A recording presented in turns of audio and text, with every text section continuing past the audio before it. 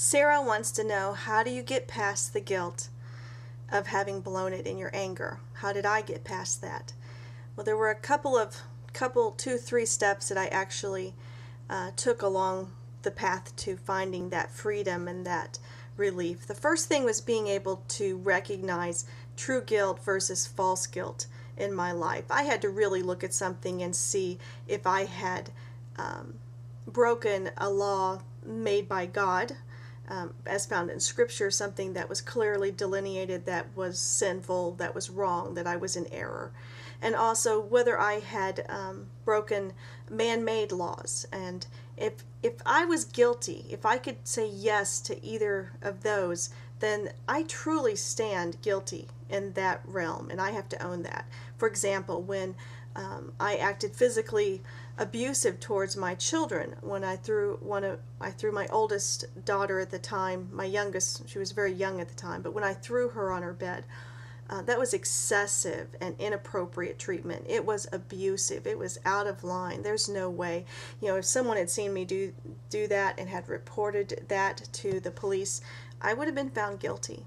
So I needed to own that. There are other guilts, and this is what we'll talk about in our next book study, but there are lots of guilts that we have as moms that we allow to weigh on us and to really keep us from the fullness of the life that we can have in freedom.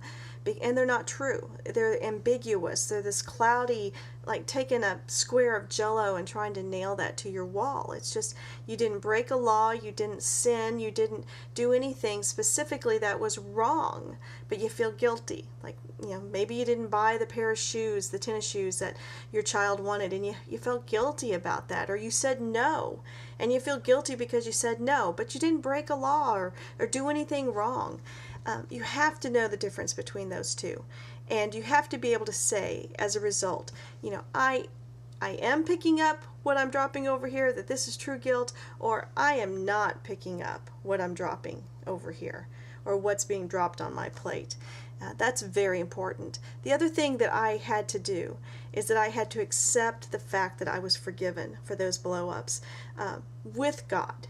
When I confessed my sin, and when I apologized, and when I owned the fact that I was wrong and I asked forgiveness, I simply have to come to a place where I believe that, or else I'm just coming back again and again and over, and I'm bringing up the past, but God, remember when I did this, and Scripture says that when He forgives us, it's as far as the east is from the west, that He remembers them no longer. It's as if you never sinned when God forgives you, because God can do that. And so you have to believe that. And then we have to start speaking truth. We have to start taking captive, Sarah, those guilts, those thoughts, those memories that come back. Lewis Smedes has a wonderful book on forgiving those, let's see, how is it? I can't quite remember it, but it's a book on forgiveness. I'll post it sometime on here.